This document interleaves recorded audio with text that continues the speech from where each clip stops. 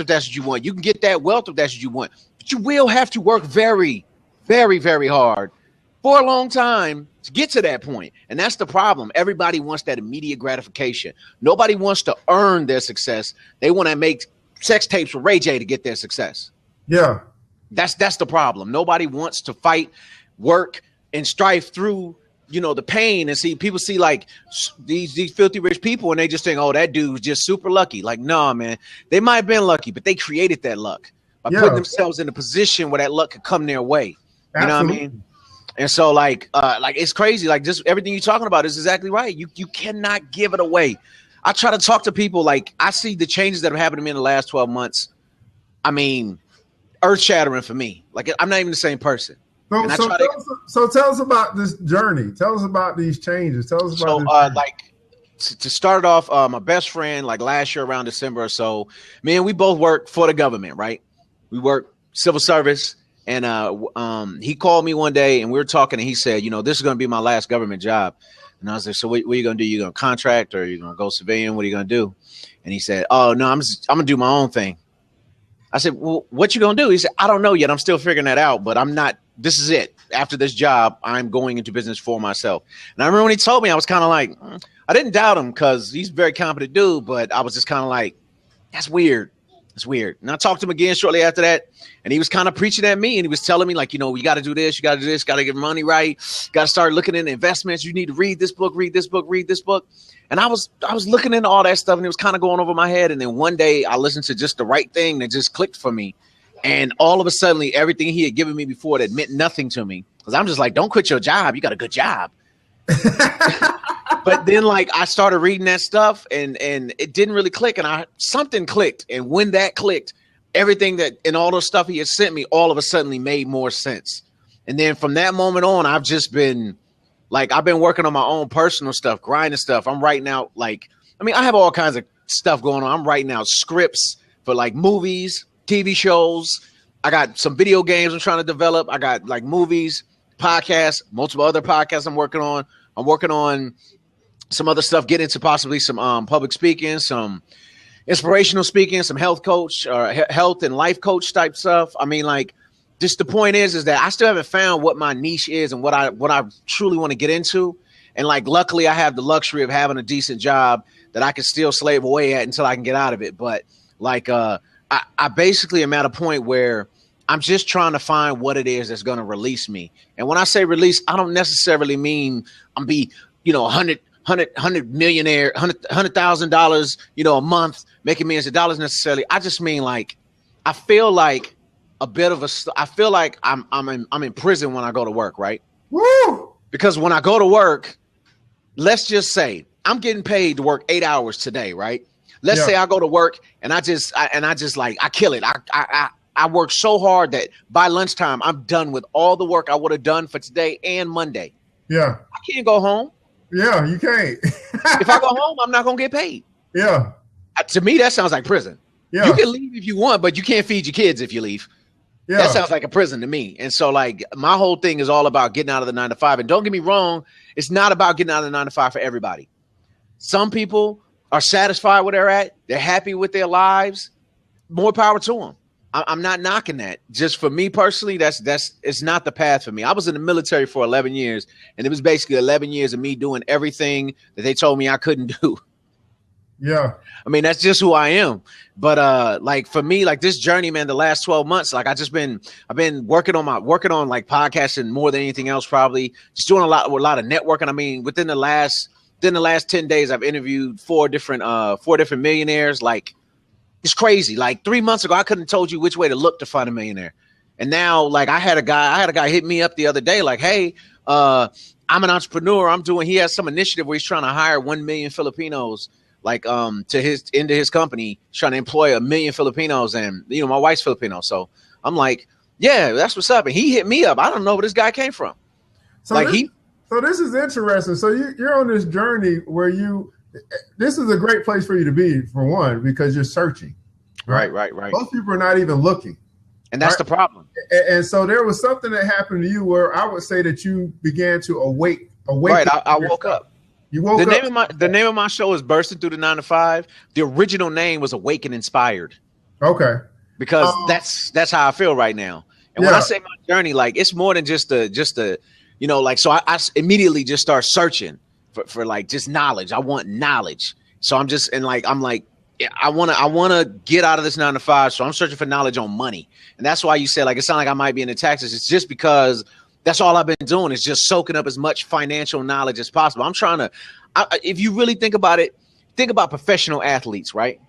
LeBron James, he's the best basketball player in the world. Not necessarily just because he's the best basketball player in the world, because there's plenty of players who are more skilled than him. Chris Paul's more skilled than LeBron James. Kobe Bryant's more skilled than LeBron James. But LeBron is bigger and stronger and faster. That's why he's the best, right? So he's got some natural gifts and talents, but in reality, his knowledge of the game is what truly sets him apart. I mean, it's a combination of things, but his knowledge of the game. And so I figure if I really want to get my money up, then I need to exercise my money muscles, right? Yeah. And the only money muscle you really truly have is your brain, because if your body is your money muscle, that is temporary. Your brain is the only money muscle you're gonna have to the end, unless you get Alzheimer's. So it's kind of very important that if we're going to talk about wealth, or anybody's interested in wealth, and this doesn't seem to be a very interesting topic to our people, that you have to start to study about wealth and money and how it works in the society for which we are in. If we were in Russia, we'd be having a different conversation. But we're in America, which is a capitalistic society, which means that you can take opportunity as far as you like for it to go, but you got to understand how money actually works, how to not only earn it, which we have no problem doing. We don't have no problem getting money, but how to keep it, and then how to actually make it work for you. Yeah, how to leverage it into more money for you. How to turn your money into more money. Yeah, and that's what you were saying earlier about in the other like races. You don't see that. Asian people get money, save it, stock it up, then use that money to earn them more money. Jewish people get money, save it, stock it up, use that money to get more money. Arab people, same thing. White people, same thing. Spanish people, same thing. Our community, and it's not our fault. We're broken because of what happened to us during slavery, and we've been brainwashed and indoctrinated since before our great-grandparents were born. It's not our fault, but it is our fault that now at the point where we have all the knowledge and all the, you know, we still have some definite roadblocks that other people don't have, but we have the opportunity now to do whatever we want to do. But the thing is no one is going to give it to us, number one, and number two is nobody's going to tell you about it unless you go looking for it. Yeah, like and in our community, we barely even share it with ourselves, and when you do share it with somebody, they go, man, you talking crazy. I called my auntie Barbara and talked to her on the phone, and she said this is the first time in my life she's ever heard me sound happy. And I said, well, I don't know if I'm actually happy, because I'm not sure if that's a real thing or not, but I feel really good and I feel satisfied with what I'm doing right now, because I am chasing my goals, my dreams, my passions, in addition to taking care of my family and doing what I'm supposed to do as a man. I feel good because I know that I am improving myself daily. Yeah. And that's something that, like, I'm trying to, like, that's why my show's called, my show is, I want people to be able, I want the most diverse group of guests in the history of guests ever. And I want any person on this planet to be able to find a specific episode of my show, listen to whatever that guest has to say, and be like, I get it. And then they go and seek out knowledge and try to improve themselves and be better. That's my goal. My goal is truly to improve as many people's lives as I humanly can. Like, it's crazy. It started out like, I got to get some money and get out this job. It turned into, I want people to feel the way I feel. Yeah. I want people to, like, I'm telling you, man, it's crazy. Like, but not only do you want people to feel how you feel, you want people to know what you know. That too. And I'm giving it away. You know what I mean? Like, I'm talking to some of these other guys that are entrepreneurs, because all my guests are entrepreneurs. I'm talking to some of these guys and they're like, yeah, you know, you got to monetize this. You're doing something that nobody else is doing in the business format. You got to monetize this. And I'm like, I'm not going to monetize this podcast. This podcast is not about that. This podcast is truly about helping as many people as possible. I don't want this show clogged up with no ads and no sponsors, no affiliates. That's not what this show is about. This show is raw, uncut, unadulterated freedom, right? That's what it's about. It's about gaining freedom in health, wealth, and love, right? Those are the three staples that you need to be happy. Health, wealth, and love, right? And wealth doesn't necessarily mean money as much as it just means that you are content in where you're at. And if you don't have those three things, if you're missing just one of them, you're not whole. Those are the things you have to be working on to be whole as an individual. And so those are the things I'm working on in myself. And so my show is two-parters. One part is about my journey, myself, to get out of the 9 to 5 and to be successful in those 3 things I just mentioned. And then the other part is hopefully some other people can listen to my show and they can get that light bulb to go off. Cause I swear that's what it felt like. It felt like a literal light bulb went off, like, boom, you're doing it wrong, bro. Get it together. You're doing it wrong. Get it together. And it's like, I come from Southern California and I call home and there's very few people in my family that have a better job than me. Like I'm considered a success and I live paycheck to paycheck. That's not the right answer. How am I one of the most successful people in my family and I live paycheck to paycheck? That's not the right answer. Not when you live in America. We got this one thing also we got to realize. We got to stop with this woe is me stuff, right? Don't get me wrong. We definitely have the cards stacked against us, but the cards stacked against us should drive us to strive for more excellence. It should not be a crutch that we use to keep us down. It should be something that we use to elevate us. That's like people. Oh, I came from the place where Breaking Bad was supposed to be filmed. Meth capital of the world. That's where I'm from, right? And everybody's a crackhead. Everybody's on drugs, including my family. I got brothers in jail for murder one. Like all that BS that everybody told you, and you can't, and you can't, and you can't. And even before I got on this journey, I was already kind of like, you can't tell me what I can't do. When I was in the Army, I was in Korea. I got out. They was like, you got to go home. I said, I'm going to stay in Korea. So you can't do that. So I just got the ticket. Then I just stayed in Korea. There was a time where, just the only thing stopping you from achieving your dreams is you. And I mean that. And I don't mean that you could just do whatever you want as much as just because you want to. I mean that the only thing stopping you is you, because you have your future in your hands and all you have to do is work for it. Don't get me wrong. You got to work. If you were to take the time that you spend, that 40 hours a week that you spend grinding away at a terrible job that you hate for some boss that you hate, if you were to take that same amount of time and effort, but put that into your own passions, your passions can become your job. And not even just that. So there are people here that you could love what you do at your job. That exactly. could be what school for or whatever. Right. So we want to include not only the people that have the entrepreneurial spirit, but also the people that work at a job that they may love. But even if you work at a job that you love, you still need to learn about money. Plenty of people are working these jobs that have these 401ks, for example. They know nothing about it. They don't even know that it's tied to the stock market. They have no idea what's going on with their money. Matter of fact, I would say many of them don't even know the passwords to their accounts. Mm-hmm. But yet, if they lose $20, they'll be upset. But if they lose $20,000, they don't even know. Right. So money has to become.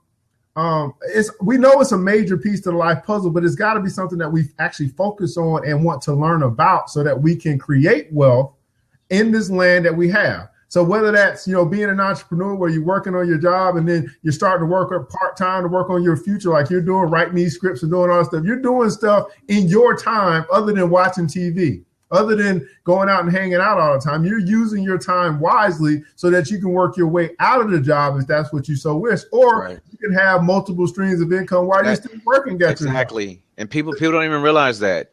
And so what happens is when you start to build wealth, you begin to get freedom, financial freedom. And what does that do? That opens up options for you. So you don't necessarily feel like, hey, I'm stuck at this job. You're like, hey, I'm at this job. I enjoy it. I'm gonna keep working it. But you talk to me the wrong way. I got my FU money. I got my FU money right here. So I don't have to deal with this. Hey, FU, I'm on to some bigger and brighter things if that's what you should wish to do. So I like what you said, though, is that many of us have this victim mentality, like you said, woe is me. This is the cards that I was dealt. But what I try to tell people is that, hey, control what you can control. You can control where you spend your time. You can control what you decide to read and what you do not to read. The book that you don't read won't help. But you went on this journey where you started to say you had this epiphany of a thirst for knowledge. Now, you didn't have this for quite a long time, right? I mean, you probably went to school or something like that. Then you lost your thirst for knowledge. But just you seeing your friend go through his transition, or starting to pick up these. What really caused you to get this thirst for knowledge again? Because I think many of us have had it, but it's been like drained out of us for some reason. As we got older, to say, hey, I don't really want to learn anything else, or the whole infamous, I'm just going to go back to school, where they still not going to teach you about money. So it's crazy that you mentioned that. So I went back to school kind of late, right? In my 30s, and I actually just graduated, and I feel like it was one of the biggest wastes of time and money in my life. Luckily, though, I just found out that I got the college I went to just got sued, so I'm finna get a whole bunch of debt forgiveness. But I went back to school, and like one of the first or second essays that I had to write, I wrote the essay, and the teacher was like, hey, you got to put some references on here. And I was like, well, I don't have any references. That came out of my brain. And they were like, yeah, but if you don't put references, then I got to report you for plagiarism. And I'm like, but it came out of my brain. And they're like, yeah, but you have to put some references. And it literally came to a point where the teacher basically told me, like, listen, just paraphrase someone else's stuff and put their name on it so I could give you a good grade. And it was just like, this is what higher learning is? I have to copy someone else's work and then put their name on it. That's how I get my higher learning education. And I'm like, this is not right. And then, so, you know, I seriously just starting out. I think the perfect book for anyone who just wants to just broaden their horizons a little bit financially is a book called Rich Dad Poor Dad. And it's by Guy Kawasaki, I think. He tells a story. He tells a story about his dad and his friend's dad. And his friend's dad is a wealthy man who teaches him how to do money capitalistically. And then his real dad is also a man who has good money and is very well educated, who does things the way that we're kind of programmed to do it. And when I say program, I mean programmed by the media, programmed by the government, programmed by schools, programmed by our parents because they were programmed and they don't know any better. It's not, and like, it might seem like I'm accusatory. I'm not. It's nobody's fault. We're all brainwashed. That's just the way our society is. It's an industrial complex that we are basically bred to get fed into. And so you're trained to just grow up, get a job, go to school, get a job, and then get in line and be the next cog in that machine. And you can do whatever you want. Just no one will tell you or help you do whatever you want. They'll only tell you to go to school, get that job, get in line.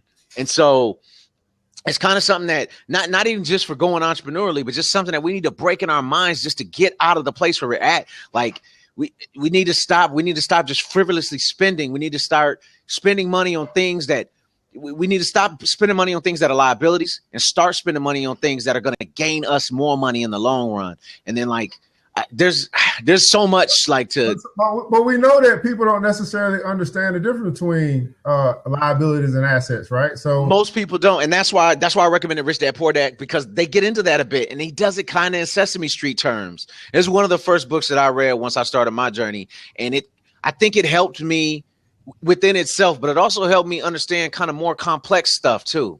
So let me ask you this: if people won't read the Bible, what makes you think they're going to read Rich Dad Poor Dad?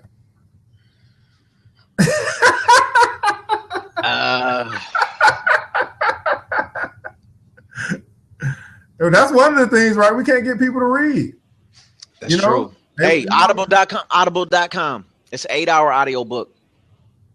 Yeah. Audible.com.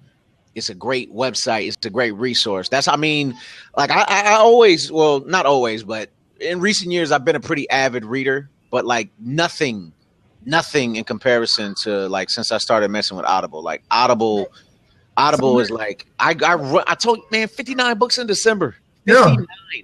Even I was like, whoa, who read all the, I don't even remember which books they were. I'm like, man. So here's the deal, man. So, you know, at the end of the day, guys, and I don't know, you know, who we have here. Obviously, you guys are tuning in, so you guys are already in tune. Please feel free to jump into a seat and share some of your experience. Noel, I know you got a couple of things to share your experience, especially dealing with some things that you've been dealing recently with. Rika, I know you got some things to say as well. But here's the deal, man. I tell people this, if you ask any successful person out there, what are some of the things or characteristics, the things they've done to be successful? You ask a wealthy person. One of the first things they're going to tell you is to read. Read. Many of us, in our infinite wisdom, feel like we can create this, we can get around this world without reading, without taking in the knowledge that's already there for us to learn from, so that we don't have to go through some of the issues or some of the circumstances, some of the the bumps in the road by just getting the knowledge from the people that have already been down that road. But we decide not to do that. We decided we're going to go headstrong into whatever industry we were in, and we're just going to figure it out. It makes no sense. And now we're in the information age that you don't necessarily have to have a book. You can probably pull up a PDF right on your laptop. So now it's like, okay, no, up on your phone, on your phone. Yeah. There are no excuses, but people aren't looking for the knowledge. They're not looking for the wisdom. It is by far one of the most mind-boggling things that I can think about now. The mere fact that before we didn't have access, but now that we have access, we don't Nobody wants it. Nobody wants it. Right? Before we couldn't vote, for example, right? And we fought to vote, but then now that we can vote, we don't want to vote no more. It's the craziest thing. Like, we're fighting for stuff. But then when we finally get access to it, it's like, oh, it's not that important no more. I was just playing. we're like 2-year-olds. Like, we don't want that toy unless we can't have it. Yeah. And once we got it, we don't want it anymore unless somebody else picks it up. Yeah. So this is kind of crazy. So we're wondering, like, do we really want to, to set our next generation up to a place where they can have a head start? They're not starting from the same place that we started. Do we really want to build wealth and show them how to build it, right? I said it earlier today, and I know Vango, you said the same thing, right? I said it earlier today. I said, you say you're raising kings and queens, but the truth is kings and queens own stuff. And you're not teaching your children how to own anything, right? We don't own the media. That's some truth. That's some truth. What are you, you call them a king and queen. If we want to go back to the African days with Cleopatra and all of these great kings and queens, they own stuff. They ran empires. Well, we're not teaching our kids that because, quite honestly, we can only teach them what we know. And we don't know because nobody taught us. And nobody taught our parents, and nobody taught their parents. And that's why we have to be the ones to start breaking those chains and start learning ourselves so that we can teach the next generation and they can teach the next one. And eventually we can catch up to these other peoples that have been doing this for centuries and centuries and generations. That's why they're so far ahead of us. On top, I mean, even if you take racism out of the equation, they have a crazy head start in front of us. Because they've already been doing this for generations and generations. So even when we get to the point where we finally wake up and we conscious and we working towards something, we still started the race an hour and a half after they did, and it's a 2-hour race. But you know what? To me that's okay, right? No, yes, it is okay as long as we get started. Yeah, because it's still a race, and nobody said that it's a sprint; it's a marathon. And quite honestly, we're not in competition with anyone but ourselves. Exactly. So I look at, okay, well, where am I at? Where's my starting point right now, and where do I want to go? Where's the finish line for me? We can't even figure that out. So we're not even in the race. We're still looking on the sidelines, complaining about the other runners that are doing whatever they're doing. We're asking the judges, where do I put my feet on this thing right here? I've never seen one of these. We just run free form. Where do I put my feet? The line judge over there. We got to find a way as a people to get in the race. You know what I mean? Like it's saddening in a way, right? Because I can go to another culture and they can embrace anything that we talk about. We start talking about money, they chiming in. But now we're talking about Black wealth choice. Look how many people we have here. Blab is global all over the world. We got 10 people that are signed in right now to talk about money. And I'm sure that a lot of other people are still on Facebook, still on Twitter, and they just not signing in because they're choosing not to. No, it's people on Blab not in here. They in the random channel arguing and yelling at each other. Yeah. And that's where we choose to spend our time. So I know we got to keep doing what we're doing, but I wanted to have a conversation tonight. First to say that it's a choice. It is a choice. We literally have to make the choice individually. And then as people start to see us, like you said with your friend, he took a step of faith and now he's out. As they start to see us making progress, then the light starts coming on for them. Now, for many of them, it's going to come on a lot. It's going to just, dim up. It's like that little light that you can have. You slide it up and it get brighter and brighter. It's going to start dim because they're just starting to see something different. And quite honestly, if you think about the financial sector, you think about wealth, you really don't see many. We become what we see. right? As a child, why do we want to be an athlete? Because that's what we saw as being successful. Rappers. Why do we want to be an actor? Because that's what we saw as being successful. Rappers. There's plenty of careers, plenty of vocations that pay a whole bunch of money, but because we've never seen them or we've never seen us in them, they never appealed to us to even try them. Now we're starting to venture out into ballet and golf and tennis and whatever else is coming down the pipe, right? IndyCar racing. We got somebody there now. And we're starting to venture out and say, you know what? There are opportunities. I'm going to go where no one else is gone so I can be that trailblazer in that arena. Now, of course, we're talking more than just sports and that, but that's just what's vivid and easy for us to see. I've never heard a child say, I want to be an investment banker. Never. Not a black child. I'm sure there's been some. I'm sure there's been some little kids with like a satchel and a bow tie that was like, "Father, when I grow up, I will be an investment banker." Just like me and your grandfather, son. Good job. Yeah. So we have to start exposing our children to something else. Matter of fact, I just went and visited the FDIC and the Federal Reserve. Federal Reserve, you can go there and have a free tour. Take a free tour to learn about money. And I was like, with my program, that's where we're gonna go. Does the tour basically accumulate with them saying money's not real? It's something we made up to control people. I know it does, but the tour ends like there's no gold here. We made it all up. Your money's worthless. Huh? Sorry. But that's something that I teach them. Though I do teach them about the where we are in our monetary policy and with our monetary system. So. Yeah, hopefully they understand it. Again, we're talking to the second graders, but children would learn whatever it is that you teach them. Even so, what you're doing is important, man. Like I just was talking with a buddy of mine, some Canadian guys, and they asked me if I could go back and tell my I was doing an interview for a show, but they asked me if I could go back in time and tell my 18-year-old something or give him some knowledge that would help me to this day, what would I do? And I said, I'd go back and tell him about taxes. And they were like, oh, that's a unique answer. And I say, is it really? I'm like, you don't learn about taxes until the IRS is like, where's our money? Like, yeah. You don't learn about taxes until your paycheck is short. Like, no one, school does not teach you anything about taxes. Like, truth be told, I didn't file taxes like my first 4 years of adulthood. So the first time I filed taxes, I had to file 5 years worth of taxes. I had to file back taxes for 5 years because I just didn't do taxes. Like one day, my buddy, and it's crazy because it's crazy to even admit this because it makes me look like quite the dum-dum. But my buddy was like, hey, man, how big of a tax return you get? And I was like, tax return? Had never done it. I was 24 years old, never done taxes. I mean, I think that kind of stuff is the stuff that like children need to learn, especially low colored kids in the ghetto need to learn. You got here's a question. Here's another question I got for the room. I'm glad you brought it up. I'm glad you guys are tuning in. If you could go back and teach yourself at fifth grade level, what is the one thing that you wish you would have learned in the fifth grade about money? What's the one thing in the fifth grade that you wish someone would have taught you, mentioned, been introduced to about whatever it is as it relates to money? I think the difference between an investment and a liability, that's a big deal.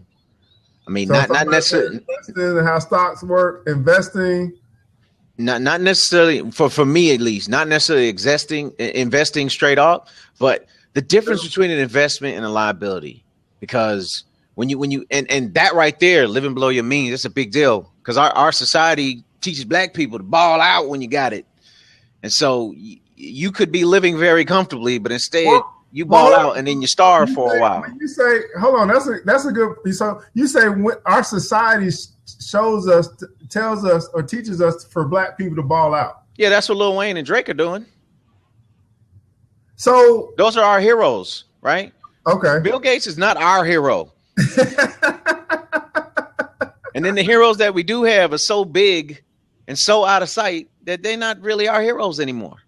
They've become white people's heroes. Like, I mean, they still are our heroes, but they're so big that we just assume, well, they're just one of the few lucky ones, and we could never amount to anything close to that, which is the wrong answer. They fought and struggled harder than we did because they got there before us. So they already have blazed the trail. We need to follow in their steps. Russell Simmons, Oprah Winfrey, Will and Jada Pickett. I mean, even though they got their money through acting initially, they turn it into way more than just acting. Like they ain't that rich from movies. They're that rich from making movie money and turning that movie money into, 10 times more money and then getting more movie money and doing the same thing repeatedly. Like you think that Denzel Washington's money just came from Training Day? Nah, man. I bet you that dude got his hands in all kinds of businesses. He's probably in the stock market. Denzel's been in one of the most accomplished actors, and he does directing too. So whose job then is it to really make the impression on our children? Are we saying that as parents we're letting society raise our kids? I think it's us as the parents. We have to do it because here's the deal. There are people out there who are doing it and are trying to help. No one is listening. Russell Simmons wrote like 4 books explaining this to black people, and no one is listening. No one's buying his books. So you say and agree, parents, and let me go down the list here. You said that PM Taffy said that there's plenty of it. So you wish that you would have been told in the 5th grade that there was plenty of money, like there's no shortage. So you were raised with the mindset that there's limits to wealth, I'd imagine. Is that am I saying that about right? Okay, and then That's Blue. True. Blue, That's what's your name, Blue? I know I probably know you, but I don't know your name. I like to call you by your name. You said the danger of accumulating debt. And here's, man, this quite and that falls right into investment liability purchases. Yeah, so that is that's interesting too, because they'll have this conversation with me about, hey, you need to explain between good debt and bad debt. I said, no, I think we already confused. I just need to let you know, don't get no debt. Here's the deal: when they say good debt and bad debt, that is a misnomer, right? Debt is bad, period. What they really are trying to say is that you purchase a car. That's bad debt from this analogy. Like there's no such thing as good debt, but purchasing a car is a liability. If you don't have the funds so that your life does not change when purchasing that car, it is a liability. If you already have the funds to support that car and it changes nothing in your life, then that is an asset because that car can make you more money by taking you to work, reducing your spending on travel and that kind of stuff. Like there's no such thing as good debt. But there is that falls right into that investment versus liability purchasing. You buy something that does nothing for you and does not help you in any way. That is a liability purchase. If you buy something that is progressing you further in some way, shape, or form, like buying a suit to go to work in, that is an investment purchase. Buying Jordans to go to the mall in, that is a liability purchase, right? Yeah. So let me ask you guys this, man. So with these these limiting beliefs, what are you individually going to do different to make sure that your kids don't have to say, I wish my parents would have taught me this in the 5th grade? Because here's the deal, like we all say we want our kids to be better off, right? And then we can all name things that we wish we would have learned. But then I'm wondering, are we teaching our kids those very same things that we wish we would have learned? Because it's easy to pass the buck on to our parents or whatever, the society that didn't take financial literacy and put it into the school system for some infinite wisdom said, hey, this is a life principle that we don't want to teach. And infinite wisdom, that was greed. And we understand that we are in this society that is built on you living your life on credit. Right. I think I need to make sure that you guys understand that we're in a society that is built off you living your life on credit. Now, understand where we are right now. And they're talking about lowering interest rates again. Why? So that people like you and I will go out and borrow more. The goal is for you to go. I'm not going to say that the goal is for you to be in debt, but it really is. Like at the end of the day, if they keep you in debt, then guess what? They own you. Keep getting richer and you continue to be the slave. And that's why I keep telling you guys that your number one priority has got to be get out of debt. Good debt, bad debt, I don't care. Get out of debt. Stop voluntarily being a slave to your lenders. You know what's something else that black people just are unaware of? Corporations. You want to talk about cheating the system? If you turn your personal business, like whatever it is, you turn it into a corporation, you don't have to pay no taxes as long as you spend all your money. Like, this is how rich people get rich. They have whatever they do, they entrepreneur thing, and they corporate it, right? You get an LLC. Now you're a corporation. So what they do is they go and they spend their money to make more money, right? They invest in whatever. Then when they get all that money that comes back in, they immediately spend it all again to get more money. And in that way, they don't have to pay any taxes on it. And they've just spent all that money, which is going to return them more money, right? Corporations are a way that once they were like, all right, listen, rich people got to pay taxes. And they were like, well, we'll just create something. See, this is another thing too. Poor people are inactive. Poor people here, you can't, you won't, you don't, and we accept it. Rich people here, you can't, you won't, you don't, and they get to work on how to get around that. And see, we need to have a wealthy mentality as a people. We need to be thinking about how we can make the world what we want it to be rather than accepting the world that's been given to us. Yeah, so it says, you know, one of the things says be in this world, but not of this world. And many of us, not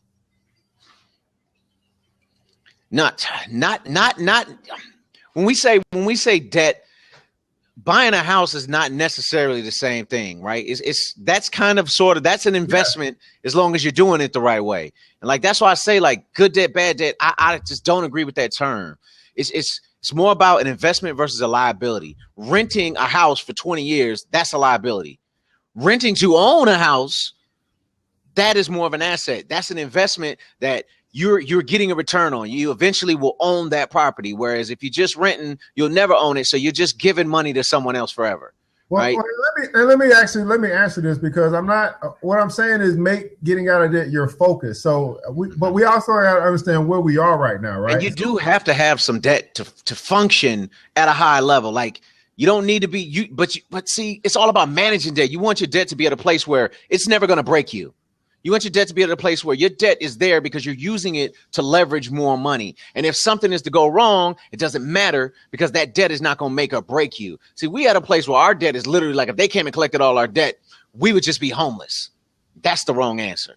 Well, so we're talking about leverage, but leverage is typically going to be used when we're in business, when we're trying to. That's where my mind is at. So we're trying to make our money work for us. But to get to your question about buying a home with cash, understand where you are right now. You know, if the thought process was, hey, I'm going to learn how, I'm going to put myself in a position to buy my home outright. In other words, I'm going to buy the land and I'm going to save up some more, and I'm going to build the house.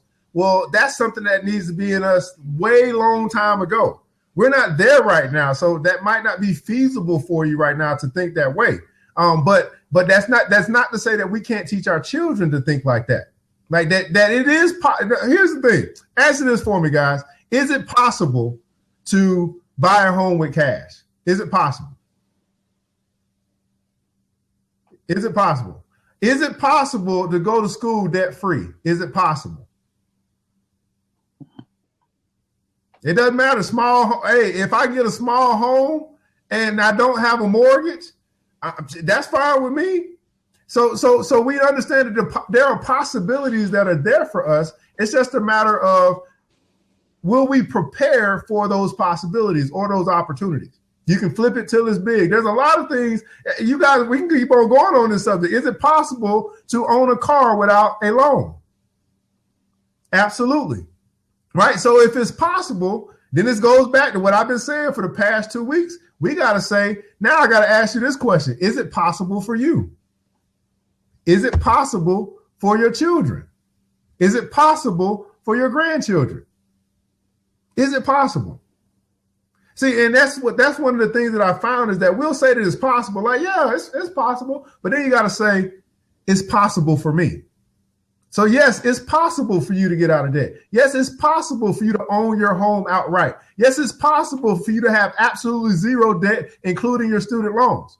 It may take a little ways for you to get there because you've already put yourself in a big enough hole. But guess what? We're not a people that stay in the hole. We're people that dig our way out. So yes, it's possible. And then guess what? As you dig your way out, as you become free, you teach your children how to never be slaves in their life. Mr. Vango, I'll go in. I love it. I love what you're doing. I love the stance you're taking for your community, but I wanted to share this with you because you do know And I hope everybody knows that even though when you use the term white, there is what we call it in the white world, the white elite. And they're running the whole show. And they're the corporations that, and I learned this when I went to Africa, is it's just assumed you have money because you're white, even in that culture. And in comparison to them, you do.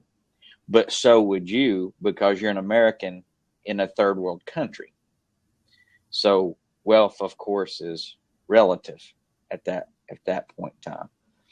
And I think a lot of times people have a misconception is I want to see all people achieve, because the book you keep talking about works for anybody's color, or it doesn't work at all.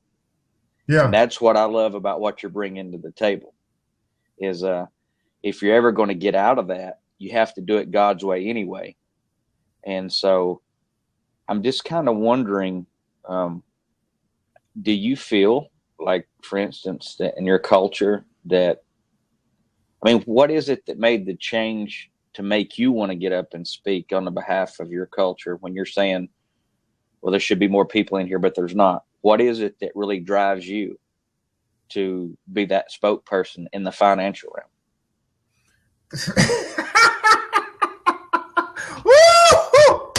All right. So, you know what? That's a great question, man. I think for me, I've always been a person that studies the world, right? I just study life. And, right. and as a black man, I feel like it may be one of the most difficult things to be in this United States of America, a black man. It may be just my feeling. I don't know if it's true or not, but for me, being a black man in America, to me, is one of the most difficult things to be. So, but when I see in my community, I see a whole bunch of talk about all these different things that we need to do, and no one's on the same page. And I was like, we're not making any progress, for one, because we're just talking. And so as I look at where my life was and growing up and seeing my dad who's able to retire well off, and then seeing my mom who's still going to be probably working until she's 75, I started to analyze my life. And so as I went through the journey of getting out of debt, I started to realize that I really am in control if I choose to be in control. Right. And so once I overcame, now I felt like I had a voice to share with the masses, because I went through something and I had a rite of passage or something like that. And now it's like, man, I got to share this with everyone else, whoever it is, because you too can take control of your very own life. Right. So I guess that's kind of the best way for me to answer that. And it's not, I stand up for my people because, or my community, because my community seems to be the most ignorant as it relates to money. We seem to be in the place of the lowest on the totem pole. And again, that could be, that may not be true, but okay, of course I'm talking about what I've experienced, how I've been influenced by the leaders of our community, and then also society as a whole. That's the image that we get. Now it could be totally false, right? But when I go teach now at a school, for example, right, I still get predominantly white, Asian, and Mexicans or Latinos that'll come to a free class to learn about budgeting or whatever it is I'm gonna teach at that time. So I'm still not seeing us step up.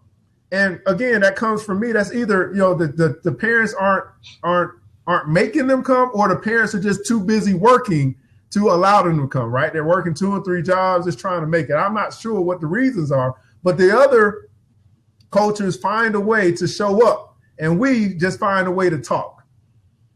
So I don't know if that answers your question, but I'm just, someone has to do something, and I figure, why not it be me at the end of the day?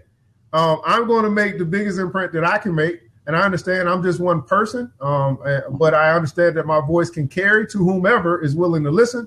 But there's other voices that has to happen. When I think about the civil rights, we needed Malcolm and Martin in order for that to take place. Some people just idolize Martin, but we needed Malcolm as well. We needed Marcus Garvey. We needed all the leaders that were in that time in order for that to take place. And so now we need leadership, people that have a voice that the people trust and they'll listen to. Hey, Miss Tanya, how are you? Fantastic, Mr. Jefferson. How are you, sir? You are in the building. Thanks so much for joining. First time on Black Out? Absolutely. Fantastic. What you got to share with the people? Well, I'm just jumping in. You know, I hate to miss when you out here doing what you do so well. Gentlemen, you keep doing what you're doing. I will definitely share when I have the opportunity to catch up on the blab, just getting into the house. But what I hear thus far is the concern in regards to our voice for our own particular race of individuals. Is that what I'm hearing?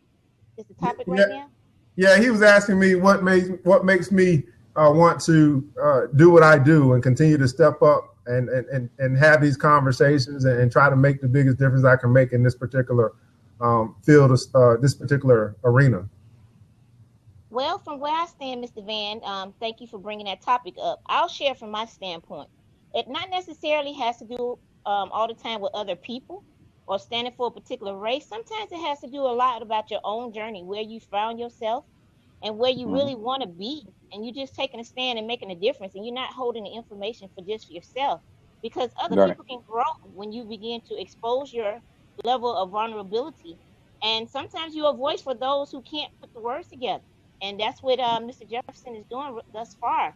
And I've jumped on the bandwagon with him because this collaboration right now, your voice, his voice, everybody is hearing, everybody's jumping in there, sharing. It is a community, and it's not a particular race. It's the human race is what it's all about. And we all want to lift each other up and do better and have that.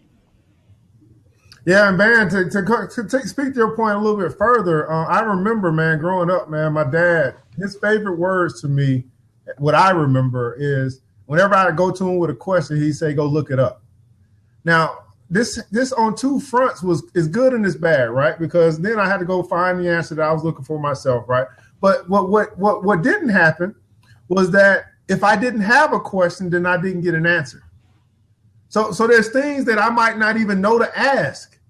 And I wasn't getting the answers because it was either you need to know what you want, what you got to ask, and you go get it. But what if I don't know what to ask? I don't know to ask about investing. I don't know to ask about the stock market until someone else brings it across my path. So I always wondered. I even still wonder to this day, and I don't hold it against him now because now we can have talks because I might know a little bit more than him. But he was savvy as it relates to money, right? But he didn't really just freely expose me to the things that he was savvy about.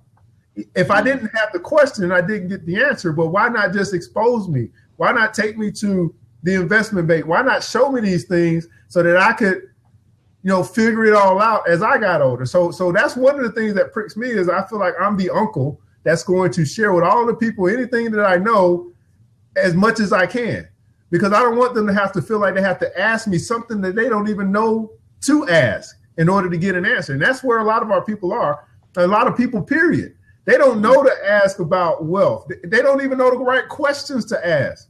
So how could they go and seek, as we say, go seek this, right? But you don't even know what you're looking for. Mm-hmm. You don't even know to start to look for, because all you know is what you have experienced and what you've seen and what you've been shown to you. So unless someone brings it to you to say, hey, I want to make you aware of these other things that are out in this world that are possible for you, then you're just going to be stuck in what you already know. And that's what it takes. It takes people like us that are going to say, hey, here's what I've learned and I want to share it. And I want to teach you. And I want to educate you on these things that I think is important for you to know, or something that you might be interested in learning. But at least I'm expose you to it. And I think that's really what it's all about. I want to expose people to all of this wealth of knowledge and all of this information about money, and not just money, just wealth in general. That can help people to decide, have a decision, an educated decision they can make. Hey, I got some new information, and now I can decide on this information, whether I use it or I don't. Versus I never was exposed to this information, and when I'm 50 years old, I'm going to be like, I wish someone would have at least told me about it. And then I can say, hey, I knew about it, and I just decided not to use it. There you go. So I love when you come on, man, because I know you talked about maybe doing, I don't know what it is that you wanted to do, man, but I really love talking to you because one of the reasons why when we had a show, I want people to really get a view of how conversation can be, regardless of your skin color. Because even us, many of people in my community just think I can't deal with any white people. And so I think my spirit carries with you. Like, okay, well, that's just not how ERGJ is. Yeah. But I want people to see that what we continue to believe is not true, right? Every white person isn't against us. Like you said, there's this white elite, but they're not necessarily against us. They're just for themselves. But I understand it. It's like, hey, you know, this has been working for me for 50 years, 100 years, 200 years. Why would I want to change if I'm in a position of power?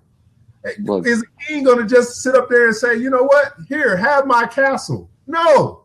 So to me, I understand people being for themselves or people being for their particular whatever they believe in. You know, if you're Christian, you're going to have beliefs over here. If you're Muslim, you're going to have beliefs over here. So whatever category, all these different categories people align themselves with, they're going to defend their positions. Same thing with our government. Same thing with the elitists, whether they're white or Jewish or whatever, they're going to defend their position. Our problem is we don't have a position of power to defend. Right. I think, you know, having been to Africa on several occasions, I learned more about, and it's amazing how many African Americans have never been to Africa.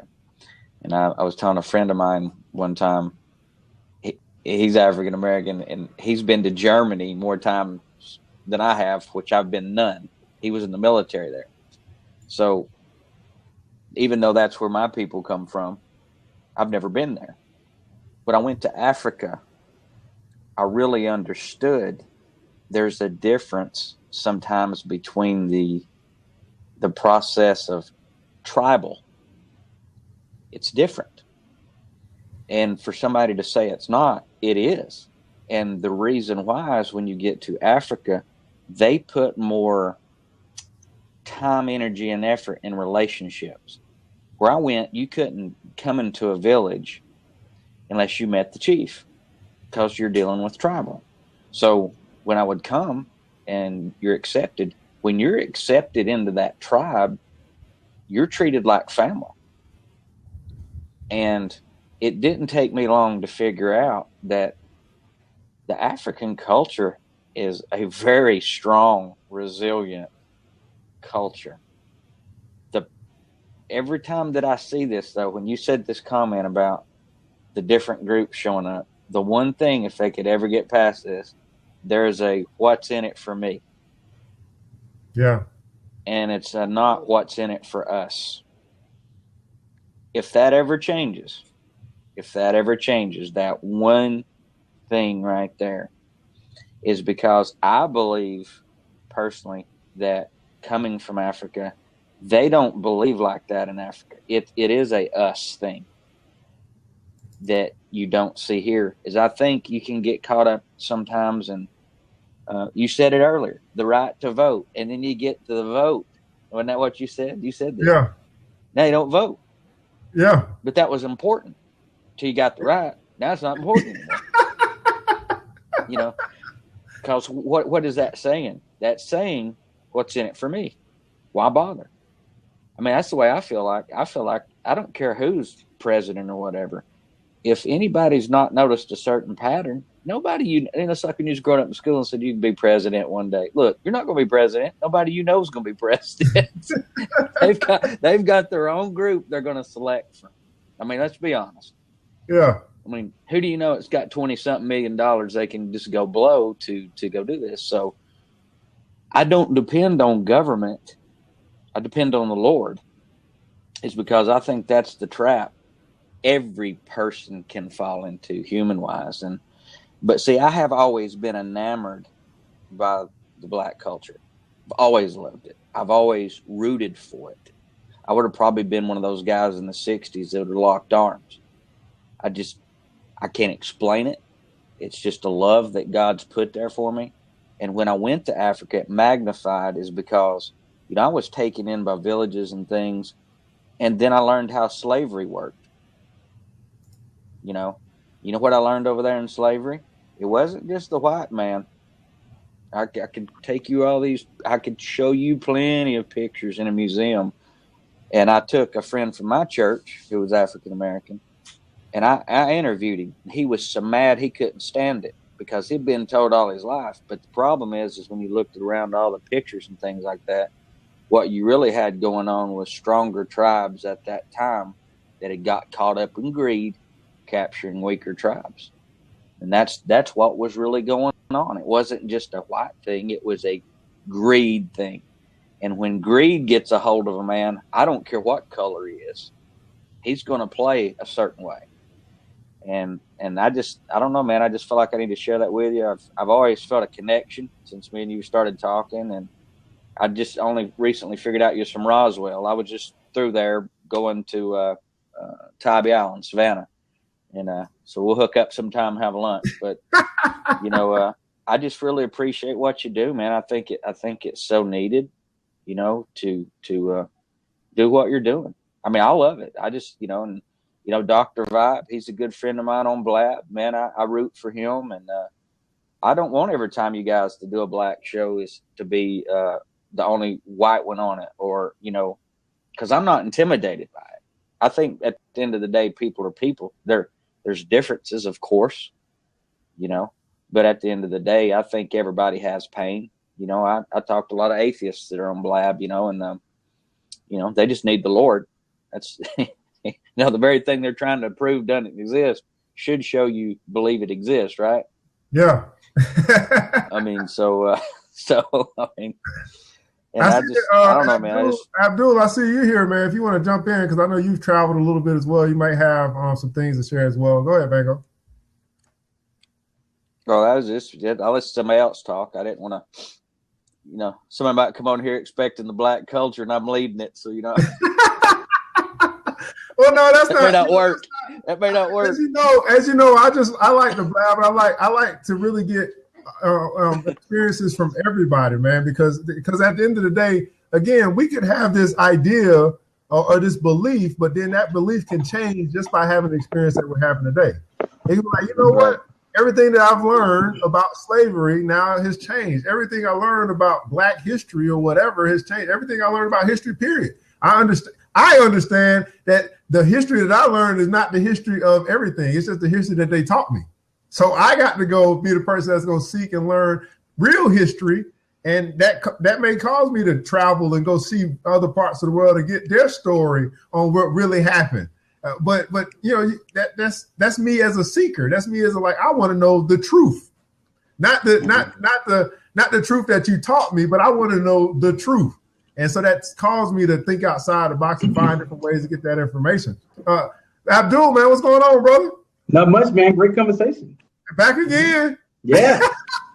Consistent. Good, man.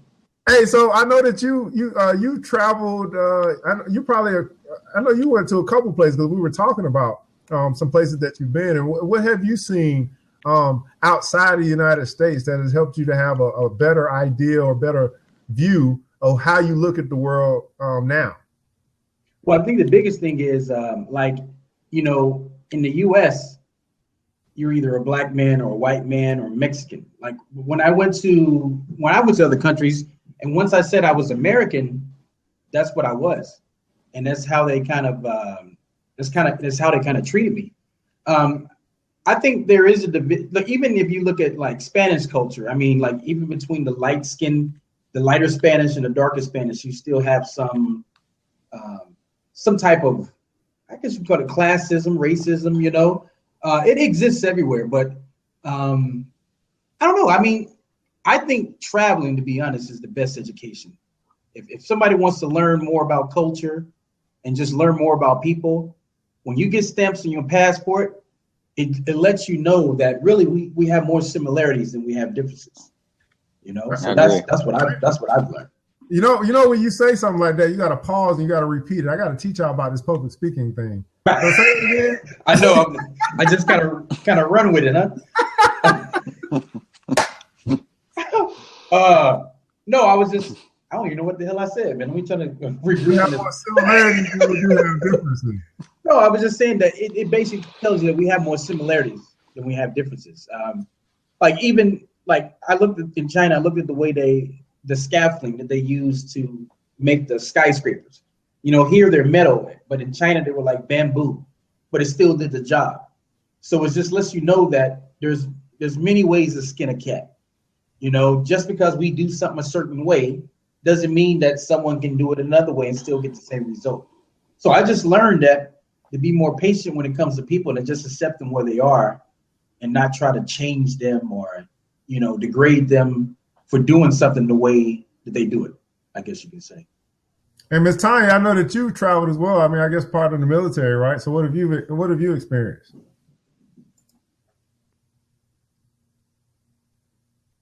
Oh, your mouth is moving, but no words are coming out. She's like the Kung Fu movie. No, we can't hear you. Probably has to refresh. Yeah, you might need to refresh. Jump out of the seat and come back in. Can you hear me? Yeah, we can hear you now. Okay, outstanding. Yeah, I've traveled in the United States Army, and I'm also an active missionary. And I love what Abdul said in regards to there's multiple ways of skinning a cat and the fact that there are more similarities than there are differences. And with this platform that you're sharing, Evan, all it is exposing us to different ways that individuals look at things, and it's giving us the opportunity to expand ourselves and see things from other people's eyes, but we still have a common goal. We all have a common goal. We all have a desire to be significant. We all have a desire to be successful. What it looks like is different because of our upbringing, our environment, our experience, and our dialogue with individuals. So this is just, we're doing some great things, gentlemen. I'm glad to be a part of this opportunity to speak on the platform.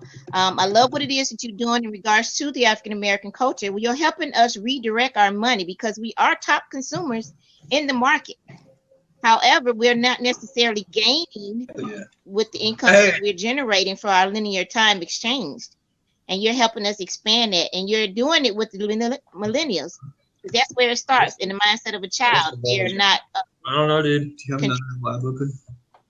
here. They haven't lost sight. Just got talking to us. Hey, what's up? It's like it's like we got a blab behind us or something here. Yeah, I see that. What's going on, man? This is I see the top of the head. Yeah, blab is on something different tonight. Yeah, it's something else. We on some other shit here, man. Yeah, he's behind Van. I see him. Yeah. How did y'all get in? Oh Lord. So anyway, we're gonna wrap this up right here, guys, because this is where we're gonna wrap this thing up. I know we can talk more and more. Lay it down. I'm listening. I don't know what's going on, man, but here's the deal, guys. So we're meeting tonight really just to have this conversation, man. Hopefully, when we talk about free is a problem, actually, I think free is not the issue anymore because we got to get our minds free, right? We got to get our minds free so that the rest of us can be free. Yo, and when I came with the title, one because we're talking about our cats loud when no one's around. That's what we talked in the shit there, man. You talking about something serious.